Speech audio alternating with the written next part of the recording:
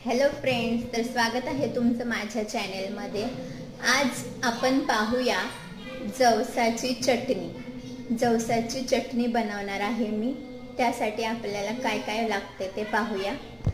सुरुवातीला हे जवस कढईमध्ये भाजून घ्यायचे आहे। सतत हलवत राहायचे याला, नाहीतर करपतात। चांगले कलर चेंज होईपर्यंत हे जवस आपण भाजून घेणार आहे। आता मी हे भाजून झाले, एका प्लेटमध्ये काढून घेते।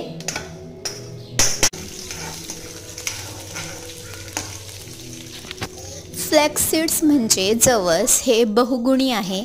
यामुळे आपले हार्मोनल बॅलन्स नॉर्मल राहतात, स्किन ग्लो करते, स्किन रिलेटेड कोणतेही प्रॉब्लेम पिगमेंटेशन दूर होतात, हार्टसाठी बेस्ट आहे। यामध्ये फायबर खूप असतात, त्यामुळे वेट लॉस करण्यासाठी खूप फायदेशीर असते। हाडे मजबूत होतात, सांधेदुखीपासून आराम मिळतो। तर पहा, अशा प्रकारे मी हे सर्व साहित्य एका प्लेटमध्ये काढले आहेत। जवस भाजून घेतले आहेत, शेंगदाणे तेलामध्ये तळले आहेत।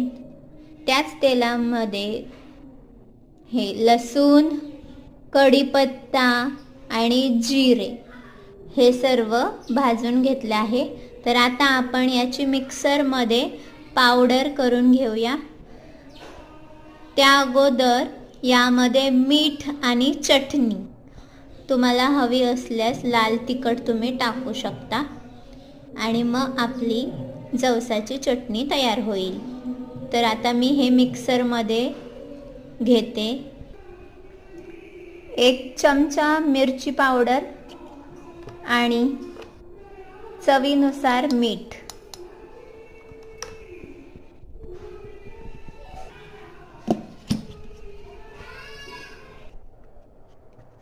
पहा, अशा प्रकारे आपली ही जवसाची चटणी रेडी आहे।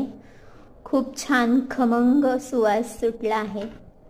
आता ही एका हवाबंद डब्यामध्ये एअरटाईट कंटेनरमध्ये ठेवायची।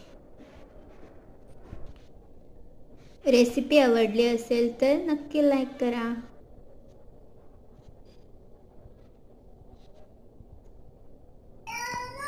आपल्या दररोजच्या आहारात जवसाची चटणी नक्की समाविष्ट करा। आरोग्याच्या दृष्टीने खूप फायदेशीर आहे।